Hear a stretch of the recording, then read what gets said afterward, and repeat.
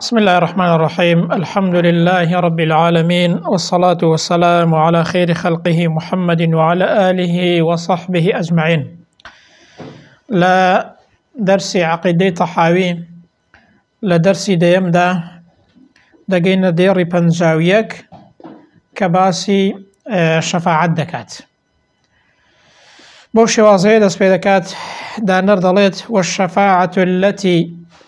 أو شفاعتيك ادخرها لهم حق كما روي في الأخبار. كخواي پروردگار بوي هلگرتون حق و راستو هیچ اشكاليكي تيدان نيا واتا أو شفاعتيك إما بروامان بيهيا كبريتية لشفاعت دروج قيامته دا بو أمتي محمد صلى الله عليه وسلم وهمو پیغمبران بو أمتكاني خويان حق و راستو هیچ ناريكي و ناتاويكي تدان نيا. شفاعت شيا مبس شيا لشفاعت شفاعت بريتية لويكا وكو چون اما لدنيا دا دلين كسك بونمونا تاوانيكي كردوا سزايكي لسرا شتيق هيا كسك دبيتا شفاعت كاري يعني تكاي ودكات. شفاعت يعني داوا كردني عفو كردنو خير بو أو كسي كتو شفاعتي بودكي. أو شفاعت لروج قيامته دا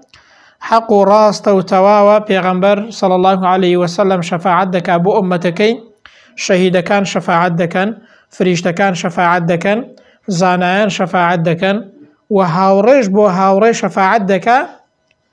أوانا هموي بپي ويستي خواي پروردگار و إذني خواي پروردگار أو شفاعت حق راستو لروج قيامته دا وارده. انجا شفاعت مرجي أويا يكميان بإذن خواي پروردگار بيت يكميان بإذن خواي پروردگار بيت واتا كسيك هر لخويا وناكري بلا من هر كسيكم پي خوش بي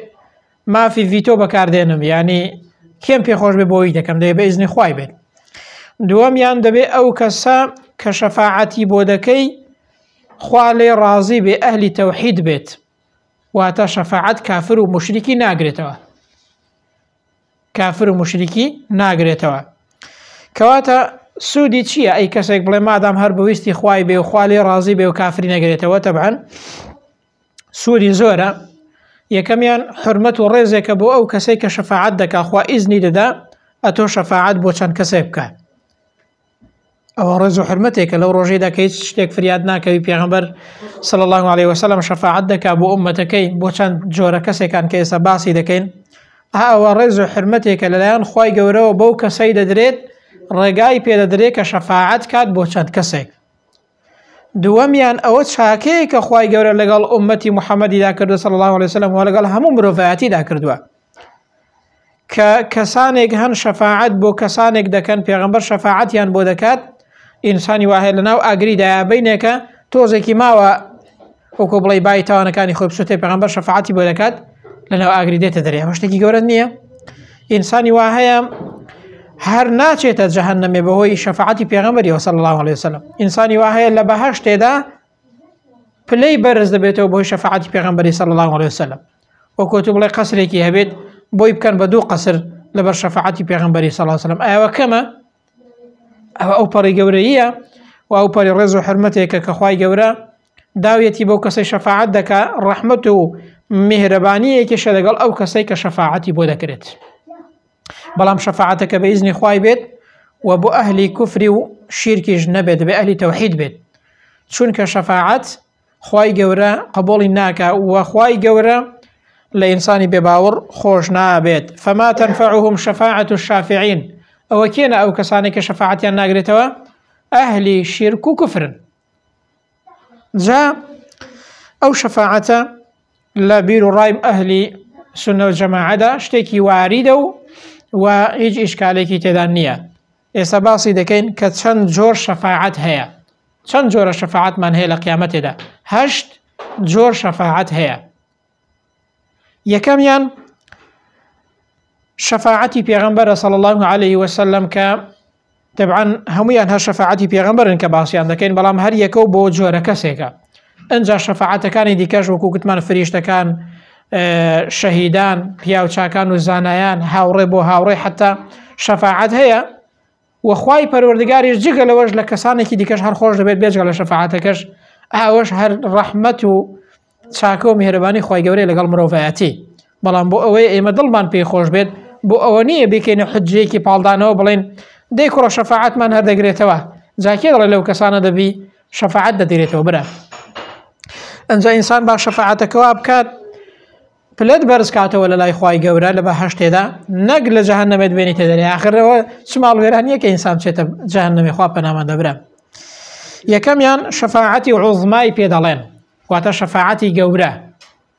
شەفاعەتی گەورە چییە؟ ئەوەیە کە لە فەرمایشتی پێغەمبەری داهاتووە صلی الله عليه وسلم شەفاعەتی دەشتی مەحشەرەیە کاتێک کە خەڵک هەموویان لە دەشتی مەحشەرێدا دەوەستن زۆر بێزار دەبن زۆر ناڕەحەت دەبن زۆر گەرمایە خۆر زۆر ڕووناک زۆر نزیک بۆتەوە زۆر ئینسانەکان لە زیقەتی و ناڕەحەتیدا دەژیان خەڵک دەستنە لای پێغەمبەران دەڵێن بەست کامان بۆ بکەن بە حەشر و حیساب دەست پێ بکات دەستنە لای ئادەمی وەکو لە فەرمایشت پێغەمبەری داهاتوە صلی الله عليه وسلم ئەن الناس یەئتون ئادەمە دەستنە لای ئادەمی دەڵێن ئەتۆ باوکی مرۆڤایەتی و یەکەم ئینسانی کە خوای گەورە دروستی کردویت وەرە شەفاعەتمان بۆ کە بەس لەو ناڕەحەتیمان نەجاتی بێت دەڵێ بەخوا من ڕێگەم پێ نەدرابوو لە دارەکەم خوا لە بەهەشتێدا دەرکرام ئێستام ڕووم نییە داوا لە خوای گەورە بکەم ئیذهبوا إلى غیری بڕۆن بۆ لای غیری من بڕۆن بۆ لای نوح یەکەم پێغەمبەر بووە سەلات و سەلامی خوای گەورەی لەسەر بێت دەڵێ چی نەفسی نەفسی پێغەمبەرانیش لەو ڕۆژەیدا دەڵێن هەر خۆم ڕزگارم بێت دەستنە لای نوح سەلات و سەلامی خوای گەورەی لەسەر بێت بە هەمان شێواز وەڵام دەداتەوە بڕۆن بۆ لای غیری من بڵێ من داوام لە کوڕەکەم کرد داوام لە خوای کرد بۆ کوڕەکەم کە خوای گەورە نەجاتی بدا نەجاتی نەدا بڕۆن بۆ خوا من پێم ناکرێت بڕۆنە لای من ڕۆم نییە لە خوای گەورە داوا بکەم دەستنە لای ئیبراهیم کە ئەوانە هەمووی پێغەمبەری ئولول عەزمن واتە پێغەمبەرە پایە بەرزەکانن دەستنە لای ئیبراهیم ئەویش بە هەمان شێواز وەڵام دەداتەوە بڕۆنە لای غەیر من پێم ناکرێت باوکی پێغەمبەرانی ئیبراهیم خەلیل الرەحمانە برا دەستنە لای موسا سەلات و سەلامی خوای گەورەی لەسەر بێت بە هەمان شێواز وەڵام دەداتەوە دەستنە لای عیسا بە هەمان شێواز وەڵام دەداتەوە ثم يأتون نبيا محمدا نبينا محمدا صلى الله عليه وسلم پاشان دەستنە لای محەممەد پێغەمبەر صلی الله عليه وسلم کە پێغەمبەر دەفەرمێ لەو کاتەیەدا لە سوزدەدام بۆ خوای پەروەردگار کە تەکلیفی لێ دەکەن داوای لێ دەکەن خوای پەروەردگار پێی دەفەرمێت ئەی محەممەد سەر بەرزکەوە داوا بکە چی داواکەی پێت دەدرێت پێغەمبەر صلی الله عليه وسلم دەفەرمێ ئومەتی ئومەتی لەو کاتەشدا دەڵێ ئەی خوای گەورە ئومەتەکەم مرۆڤایەتی ڕزگارکە ها ئەو پێغەمبەرە چەند ڕەحمەت بووە برام بۆ ئێمە ئەنجا پێغەمبەر صلی الله عليه وسلم تەبعاً داوا لە خوای پەروەردگار دەکا کە حەشر و حیساب دەست پێ بکات و خەڵک حەشر بکرێن لەو زیقەتی و ناخۆشی و ناڕەحەتی ڕزگاریان بێت بە شەفاعەتی ئەو پێغەمبەرەی ئێمە صلی الله عليه وسلم مرۆڤایەتی ڕزگاری دەبێت و دەست بە حەشر و حیساب دە و لێپرسینەوە دەکرێت ئەو پێی دەڵێن شەفاعەتی عوزما واتە شەفاعەتی هەرە گەورە بۆ حەشر و حیساب و فەصلی قەضاء یعنی بڕیار و دادگاییکردنی خەڵک و حەشر و حیسابی خەڵک لە ڕۆژێ قیامەتێ لە دەشتی مەحشەرێدا دووەم شەفاعەت بۆ ئەهلی بەهەشتە بۆ ئەوەی کە خەڵک بچێتە بەهەشت چونکە پێغەمبەر صلی الله عليه وسلم یەکەم کەسە کە دەفەرمێ ئەنە ئەوەل شەفیع فی الجەنە کاتێک کە خەڵک بەرەو بەهەشتێ ناڕوات دەرگا نەکراوەتەوە پێغەمبەر یەکەم کەسە لە دەرگایە دەدات یەکەم کەسە دەرگاکەی دەکاتەوە یەکەم کەسیشە دەرگای بۆ دەکەنەوە بە شەفاعەتی پێغەمبەری خەڵک ئەوجە داخلی چ دەبێت داخلی بەهەشتێ دەبێت وەکو تەشبیه نەبێت لە دایرەیەکی ئینسان سەرەی دەگرێت دەرگایان نەکردوێتەوە کەسێک بڵێ ئەرێ دەکا کە دەرگایەکەی بکەنەوە ئەو شەفاعەتەی پێغەمبەرە صلی الله عليه وسلم لە دەرگای دەدا و دەرگای دەکەنەوە خەڵک بەرەو بەهەشتێ دەڕوات دووەم شەفاعەت بۆ ئەو کەسانەیە کە بە شەفاعەتی پێغەمبەری 70000 کەس بەبێ حەشر و حیساب و لێپرسینەوە یعنی بەبێ هیچ لێپرسینەوە محاسبەیەک دەچنە بەهەشتێ وەکو لە فەرمایشت پێغەمبەر یاتۆ پێغەمبەر باسی کرد عوکاشە کە یەکێک بووە لە هاوڵانی پێغەمبەری کوتەی پێغەمبەری خوای داوام لێ بکە داوام بۆ بکە ئەم نژێکێک بم لەوان پێغەمبەر فەرمووی ئومێد دەکەم کە تۆ یەکێکی لەوان پیاوێکی دیکە داوای کرد پێغەمبەر فەرمووی سەبەقەکە عوکاشە بەخوا پێشت کەوتەوە زوو داوای کرد جەروایە داواش بە لەحظەیەکی يعني فرق دكات. بهرحال أوش جوري سيمي شفاعتك بو داخل بوني كسانك لأمتي بيغمبري ببي لبرسينوا. شوارم شفاعت بو برزبونوي أهلي بهشت لنا وبهشت دا، يعني خواي قورا بشفاعتي بيغمبري صلى الله عليه وسلم كسانك بليكيان هيا لبهشت دا بليان برستر دكاتوا تابد مندي كان بيدا دا بهوي چيوا بهوي شفاعتي أو بيغمبري إما صلى الله عليه وسلم أنا أول شفيع في الجنة. بيغمبر فرمي من يكم كسم لبهشت دا كشفاعت دكم هم بو كدنوي وهمش بو بلا برس كدنوي أو شوارانه هيج إشكالي كان تيدان نية، يعني خلاف يعني لسر نية بلام أو شوارانه يستا باسيان دكين هدك لخوارج ومعتزلة بروان بيني بلام ثابت بونو آنش إما بروامان بيان هي وكو أهلي سنة وجماعة. بيانزميان أو شفاعتي كسانك شاكو خرابيان وكو يكا بيغمبر شفاعتيان بو دكات بشفاعتي بيغمبر يسنة بهشته. آيا أو قوري نية أو كار آساني نية شیاوی بهشتی نبی، یعنی لبینی بهشت و جهنم البی بدون بهشتی بشفاعت پیغمبری دی اوش بو پیغمبری چند فضل و رزق للایان خوای گوره و که خوای گوره پیدا دابرم. ششمیان او شفاعتی کسانک وکو بلی اهل جهنم من بریاریان بدرا و که بای تاوانکانی خویان لجهنم دابسوتین بلام آیت چندیم نازانین بلام گرین گویم بڕیاریان بۆ دراوە بیان بەنە جەهەنەمێ بەڵام بە شەفاعەتی پێغەمبەری ناچنە جەهەنەمێ یەکسەر بۆ بەهەشتێ دەچن. ئایا ئەوەش چەند گرینگە و چەند گەورەیە بۆ ئینسان و چەند خۆشە و یعنی ڕزگارت بێت. ئێستا کابرازاری یا سزنە کەسێک شەفاعەتت بۆ بکە تکایەکت بۆ بکە واستەکت بۆ بکە عافاتێکە دەیرێتەوە چەند خۆشە. هەدی برام ئەو ڕۆژە چەند چۆن ڕۆژێکی گەورەیە تا ئینسان پێی نەگا نازانێت چۆنە. حوتم لجوركاني شفاعت أوية پیغمبر صلى الله عليه وسلم شفاعت بو كسيك دكات كمستحق سزايكي زياترة بلان بشفاعتي پیغمبري سزايكي لسر آسان دبيت أويش تايبت بپیغمبري و تايبت بمامي پیغمبر و صلى الله عليه وسلم كأبي طالبة مامي پیغمبر بو زور دفاعي لپیغمبر كت صلى الله عليه وسلم تنانت بشفاعتي پیغمبریش لجهنم ناته در البروي مشرك بوا بلان پیغمبر فرموي لنا وراستي جهنم يا سزاي زور قرصه بشفاعتي من وكو بلي توزك سزاي جهنم لسر سوق دبدين قراغ جهنم بيلاوكي آسني لبردكن تبلي سري لقلي زلقان دادات او سزاي سوكي جهنم يخوابنا من دبرا اوش تايبت بپیغمبري صلى الله عليه وسلم لبروي زور رفاعي لپیغمبر كرت. ها دفاع كردن لپیغمبر چند گرینگه دفاع كردن لدين چند گرینگه هولدان بو سرخستنی دين چند گرینگه کابرایکی مشرک سزای جهنمی لسر آسان ده بهوی چیوه بهوی دفاع كردن لپیغمبر صلى الله عليه وسلم لو بانگواز خواهیوه ادی انسانی مسلمان اگر دفاع لو دینی بکات او دینی سرخات هاوکاری سرخری او دینی بيت بهر جوره که پیدا کرد بهر شوازك پیدا کرد بهر جوره که سرخستنی دین بيت برام إنسان بلي برز بيته ولا لا يخواي پروردگار. هشتميان شفاعة بو أهلي كبائر يعني أو كساني قناحة قوركان ينهن بيغمبر صلى الله عليه وسلم لفرماش دهت وشوار جار أو شفاعتي دكا بو أهلي كبائر ديارة خواي قورا لبعضك لقناحة كان يعني ياخد ليان خوش دبيت ولبعضك لقناحة كان ينخوش دبيت كأهلي قناهي قورنا بلام بر شفاعتي بيغمبر دكاون صلى الله عليه وسلم أو هش جورا شفاعة من هي كان بو پیغمبر صلى الله عليه وسلم بلام اواني دي كجو كتمان فريشتكان و پیاوشاکان و زانایان شهيدان هاوريكان اوي كتشاك بيت شفاعت دكان بو يكتري بلام بإذن خواي گورا و خواي گورا راضي بي لو كسي كشفاعتي انسان بو دكات بيقمان حكمتكشي اويا يكميان ريزيك بو او كسي شفاعتي دكات دواميان رحم بزيك يكا بو او كسي شفاعتكي بو دكرت هاشن قوري برام انسان هول ده هميشه